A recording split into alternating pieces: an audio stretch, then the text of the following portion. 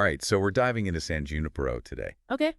You know, that Black Mirror episode that, well, it makes you wonder if maybe technology won't completely destroy us after all. Yeah, right. It's pretty different from a lot of Black Mirror, wouldn't you say? I mean, we've got your stack of articles and notes here, and it looks like you're really interested in how it tackles life and death and love, all that in our digital world. It really is a departure from the typical Black Mirror, doom and gloom. You usually walk away feeling kind of uneasy about the future. Right. But this one, with the whole 80s vibe and the love story, Yeah. it takes a surprisingly hopeful turn. It's like Black Mirror with a synth pop soundtrack. Exactly. But I think under the surface, there's a lot going on. Oh, definitely. Oh, and for one thing, the episode just throws us right into this virtual reality world, San Junipero.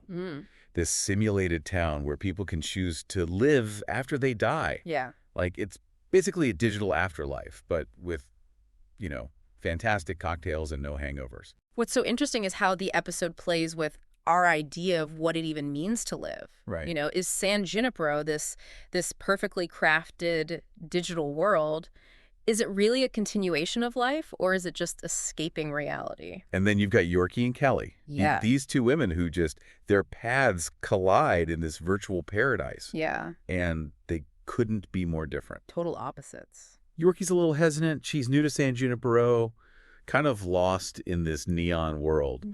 But Kelly, she's a total firecracker. Like, she's been there, done that, Their personalities clashing really drives the whole story forward. Yeah. Yorkie, she's really yearning for connection, but Kelly, Yeah. she's carrying the weight of a whole life, a life fully lived. Mm-hmm. They're both drawn to this virtual world, but for totally different reasons. Totally. And then as their relationship kind of unfolds, Yeah. the episode starts peeling back the layers, Right. showing us their past lives, like why they're even in San Junipero in the first place.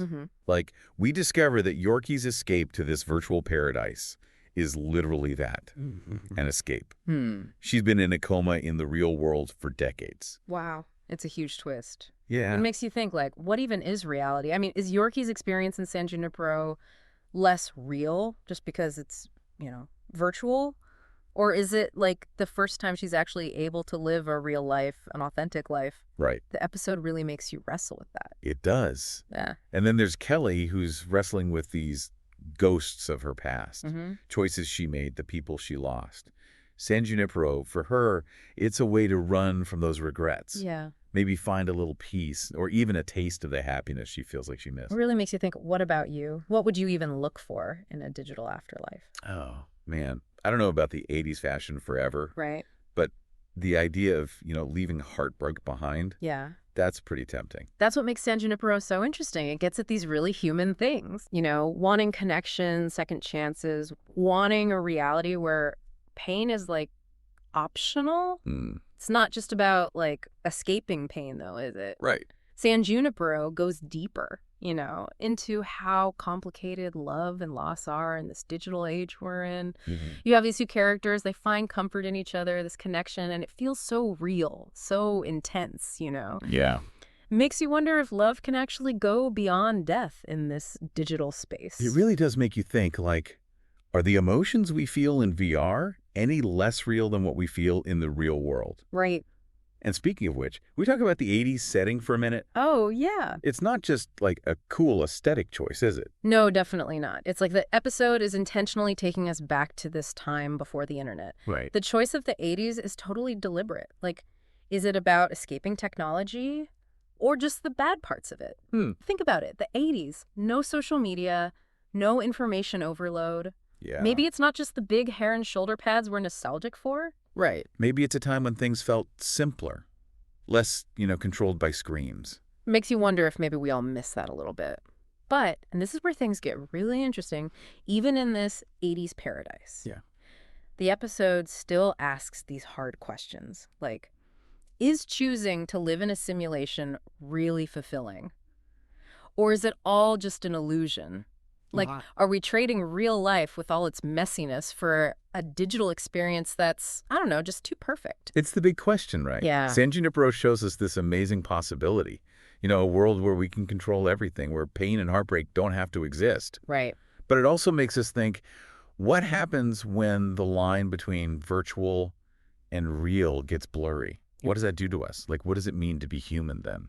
It's like the episode is holding up this mirror, to how much we depend on technology. Yeah. And it's asking how far will we go to, like, create our own realities. And it goes even further with the ending. Yeah, right? Yorkie, who's been limited her whole life, She chooses to stay in San Junípero for good. Yeah. She leaves her body behind, everything she knew, for a chance at a life she never had, a life with Kelly. It's a huge decision. It is. You're saying goodbye to everything, the whole physical world. You're saying yes to a digital existence.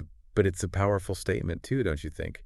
About love and how much we crave connection. Oh, absolutely. Like, maybe real isn't about our physical bodies, but about having control and being happy.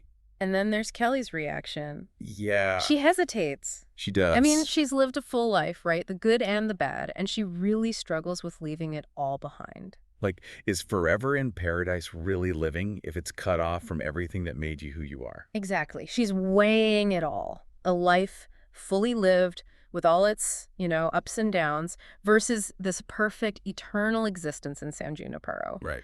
But in the end, she chooses love. She chooses Yorkie. She chooses this future that's uncertain but full of possibility. It's a pretty hopeful ending, especially for Black Mirror. I know, right? It's like the episode is saying, even with all this technology, even in a digital afterlife, what matters most is our connection to each other. Our human connection. It's kind of funny when you think about it. We spend so much time talking about how technology is ruining everything. But San Junípero kind of flips that on its head. Right. Like, maybe, just maybe, tech can be used to create something, I don't know, beautiful, something that helps us connect better. Maybe even like cheat death a little. It definitely makes you think. And the episode doesn't shy away from the tough stuff either. Yeah. It really forces us to look at some big questions, like what even happens to the idea of death if we can live forever digitally? What does that mean for, I don't know, for life itself, for grief, for being human? Right. Like, is it even real? Exactly. It's like, it's asking, if we had the choice, would we ditch reality with all its problems for this perfect digital life? And what would that say about us if we did? And that question is even bigger today. Tech is changing so fast. We're seeing VR get better, AI getting smarter. There's even talk about, like, uploading our minds. San Junípero might have seemed like, well, just a story when it came out. Right. But now it feels like some of that stuff could actually happen. Which makes all these ethical questions even more important. Absolutely. Like, who gets to use this technology? Who gets to decide what a perfect digital afterlife even looks like? And what about the people who choose to stay in the real world? Yeah. Do they just become, like, relic of the past? Those are questions we need to start figuring out, like, now.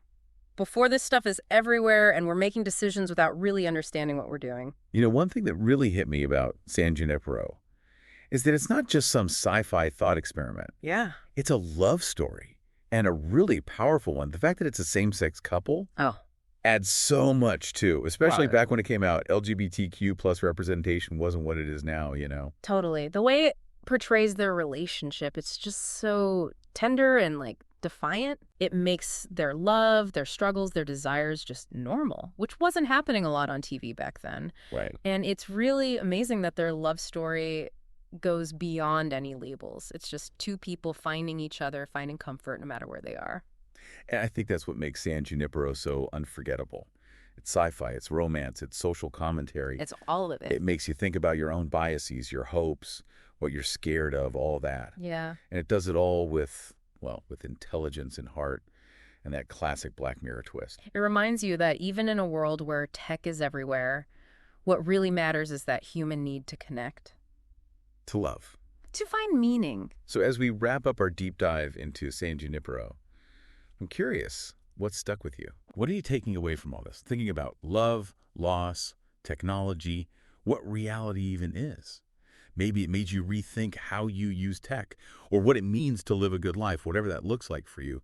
It's a conversation worth having, and I hope this deep dive gave you something to think about as you navigate, this crazy digital world.